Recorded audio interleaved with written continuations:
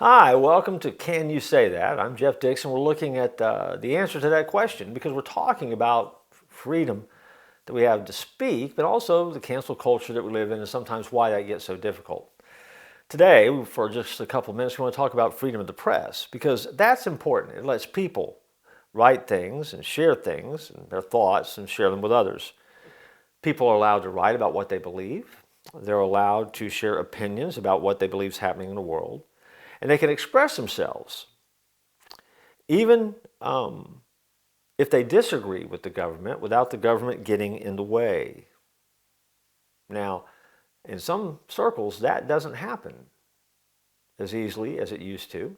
And some would say that that's not a good thing.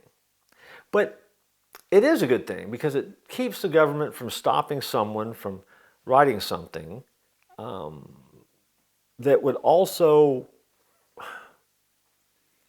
help the government not to force someone to write something. Now, let me clarify with that because it got boggled in my head as I was saying it.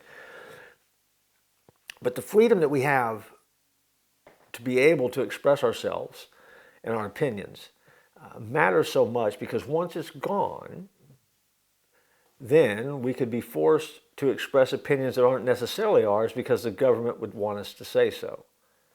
To hold on to that freedom of the press, to hold on to that freedom to be able to express yourself is essential for us. To be able to speak clearly, to allow different points of view to enter the public arena, to be able to allow ideas to percolate. See, freedom of the press is extra important to democracy because we need to know what's going on in the world so we can become informed. We need to be informed about the news of the day. We need to be informed about things that are coming up that will be voted on. We need to be able to know what our politicians are doing. We need to be able to know what's happening in other countries. We need to be able to have the freedom to have that kind of information available. Information is a very powerful tool. And sometimes we live in a world where we don't hear the real story, we just hear the narrative that's being told to us. Now, are there limits on free speech? Well, sure. Americans have more freedom of speech than any other country, but there are still some rules about what we can say because freedom of speech doesn't give you the right to threaten or hurt or kill someone else. It doesn't give you the right to commit fraud by tricking someone into giving you their money or things like that. There are some legalities that are involved there. But understanding the essence of the freedom that we have, and specifically in this episode, the freedom of the press, is really essential because you should have the opportunity to go out there and read something that you just disagree with.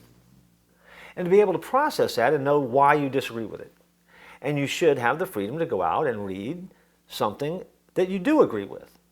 And know that there are the same people that might be on the opposite side of an aisle somewhere that disagree with what you're reading. But the freedom to be able to access that information is huge, and the freedom not to have that information censored is wildly important. And so, are there parameters? Are there safety nets? Of course there are. We just talked about some of those.